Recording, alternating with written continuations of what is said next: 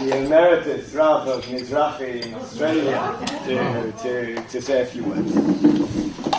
I think it was somebody who once said that I'm here to speak, you are here to listen. Hopefully both of us will conclude our job at the same time. So,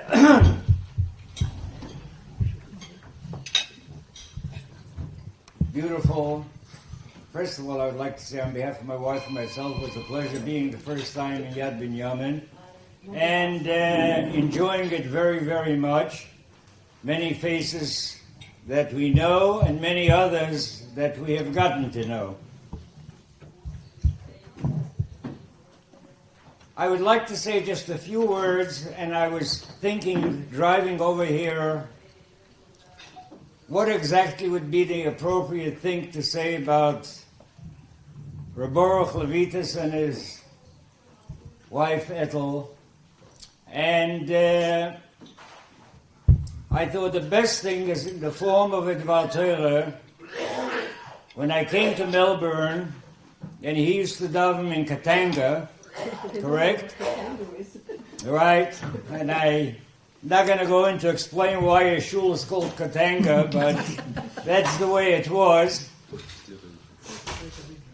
And they invited me to speak for the first time, and a Yid comes over to me and he says to me, Rebbe, you know, in Mama Loshen we spoke, he says, I liked what you said, but can I ask you a few questions? I said, by all means. Over the years, I used to give a shiur in Yiddish in Gemara, only for one group of the older ones, and he was there quite often coming in and also asking questions. He was a Hamish Yid, and they were a Hamish couple, and they're the types of couple that went through the Holocaust and that you hardly ever meet and see again in this day and age. A certain understanding, a certain feeling, a certain emotion that it touched you when you spoke to them.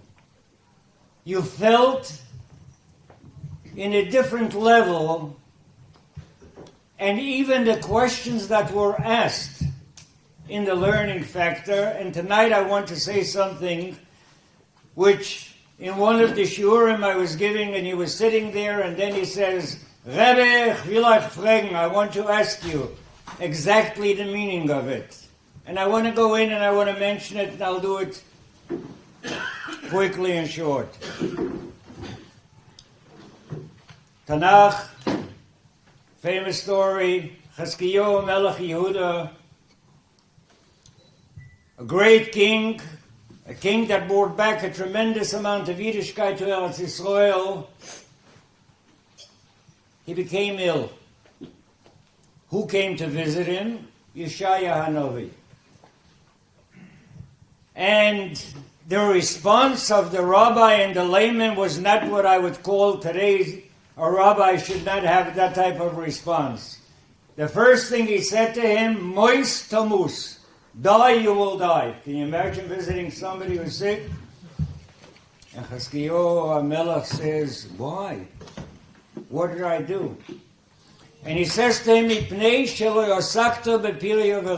decided not to get married, you didn't have any children, you were not Mekayim the first mitzvah in the Torah. Says Chazkiyahu to Yeshaya, but do you know why I didn't? Because I foresaw that I will have bonim sheinam huganim. I will have children which will not be good. And therefore I didn't get married.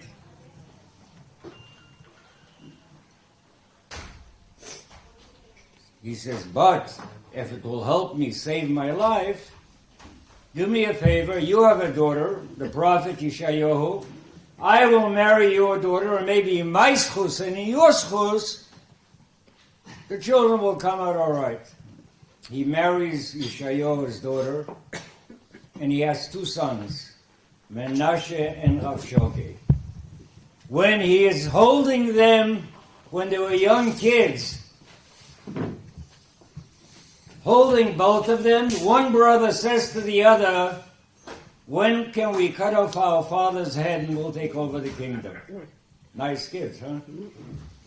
Menashe undid everything that his father Chizkiyahu put in, and Rav Shoke was the head of a group of murderers.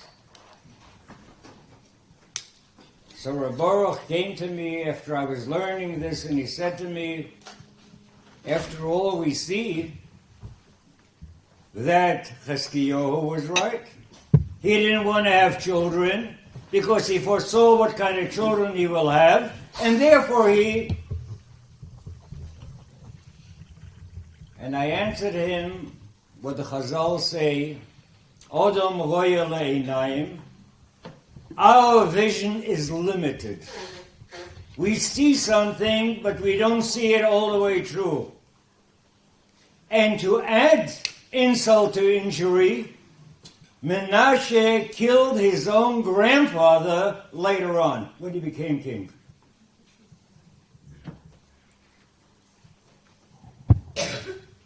Chizkiyahu only saw one generation.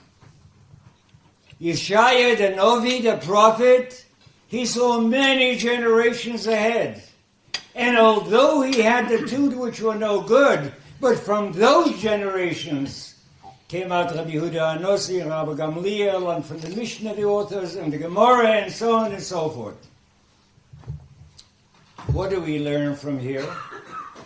Asked me Baruch Lewites. So I said to him, we learn from here that sometimes we have to do things even though we know for the moment that they don't sound good. But if it's the right thing, it has to be done. And if it has to be done because the Torah says so, that is the way to do it. What the future has, we don't know. One point. Second point. And then I'll be finished. Shaul HaMelech was appointed as king by Shmuel Hanovi. The first commandment, he says to him, go out, wipe out the entire nation of Amalek, Meish v'Adish, Otav, v'Noshim, everyone, the entire nation. Shaul HaMelech takes an army, he fights Amalek. He doesn't wipe out the entire nation. He takes the woman in captivity. He brings all the spoils of the war to sacrifice at the Mizbeach. And during his time of returning, and it's the first major victory for the Klal Yisrael, Hashem appears to Shmuel and says to him, the one who you appointed as king, I will take away the kingdom from him. He will die a horrible death. His whole family will be wiped out, and the kingdom will be given over to a friend. David HaMelech was the one who took over the kingdom. He comes back, everybody is joyful, the nation is welcoming him, everybody is dancing around, but the prophets are not diplomats. He goes over to him and he says to him, Haki Yamto es Dvar Hashem, did you do what you were told? He says, yes. So he says, in the background I hear the noise of all the sheep and the cattle. Oh, he says, that I brought for a sacrifice for God. And Shmuel Hanovi says to him, God, what does God need? He needs sacrifices to eat? You should have done exactly what you're supposed to do. And at first Shaul HaMelech says, but I'm not a killer. I've wiped out the men. But what do you want? The rest I bought. Later on he said Chotosi. Medrash says, because he said it later on, he lost everything. In a minute he was confronted. Asked me Baruch Lewites, he says, how you talking? After all, Shaul did the right thing. Why was he punished so badly? Because in captivity, says the Midrash and the Chazal, when they were going back, Agag, the king of Amalek, who he took in captivity, lived with two women. From one of them came out Titus, emperor of Rome, who destroyed our Beis Hamikdash. And from the second one came out Haman HaRosha, who nearly destroyed the Jewish people. Again, my friends, Odom roya le'einayim v'Hashem le'levov. Our vision is limited. Our capacity to see things ahead is limited. And therefore we cannot judge on any basis of that.